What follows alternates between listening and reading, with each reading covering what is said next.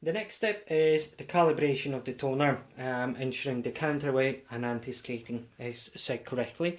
The reason we adjust those two settings is to make sure that the cartridge itself, the stylus, nor the record get damaged while playing. If it isn't set correctly, your records can get damaged because there will be either too much weight, in which case the stylus will be scraping too hard on the record. It will damage both the record and the stylus. It will not apply enough force, in which case the audio quality won't be great.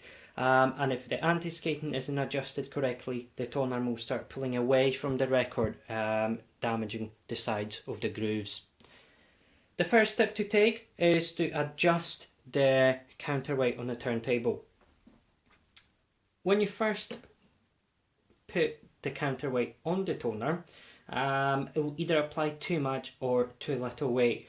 What we want to achieve is a mid-air floating point. So the tonearm cannot be pushed up, cannot be pushed down. Gently turn the counterweight until you achieve that floating point.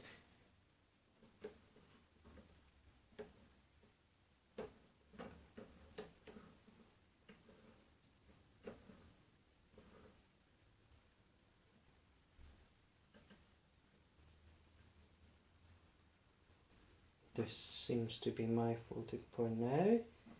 It's a little bit too far. Yep, we are now floating as we should be, yeah.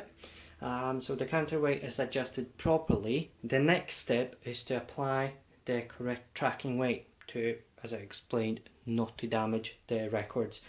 The recommended tracking weight is 2.5 grams. To adjust that, you again need to adjust the counterweight. Now you'll notice that the counterweight is made up of two parts, the silver part and a black circle at the front, which both move independently. Using just the black part, when the tonearm is in its optimum floating position, adjust it to 0. So the 0 must point a line exactly with the red line on the tonearm.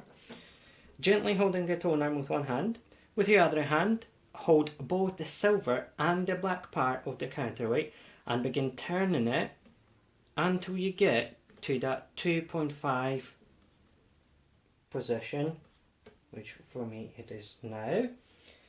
The next step is to adjust the anti-skating. What the anti-skating does is ensures that the tonearm does not pull away from the record itself. To set that up correctly, just make sure your turntable is switched off, lower your tonearm, move the tonearm with the stylus cover still on to the side of the record. If you see that the tonearm is pulling it away to the side, you'll need to adjust it. The rule of thumb says that you should adjust the anti-skating to the same value as the counterweight, which in this case is 2.5. So good starting point is 2.5. Each turntable would vary slightly, so someone's turntable might need 2.5, but someone else's doesn't. In my case, I can see that the tonearm is pulling away slightly, so I will reduce that to around 1. Yep, it's not pulling now, so that's my turntable now set up and ready to play. I'll just move it back to its rest position, lock the tonearm, and we are ready to start playing the records. Ensure your turntable is plugged into speakers or an amplifier. In my case, I'm simply plugging it into CES35 wireless speakers. So the red and white RCA connections simply plug in and it's ready to use. Ensure the turntable is switched on at the back. Place a record on. Remove your stylus cover. Release the tonearm from rest, move it to the start of the record, and gently, using the lever, lower it down. As you can hear, it's now playing. That's all. That's the CET 500 setup. If you need any help, have any queries, feel free to get in touch with us. The support email address will be provided at the end of this video. Thank you very much for watching. Looking forward to hearing from you. Thank you. Bye.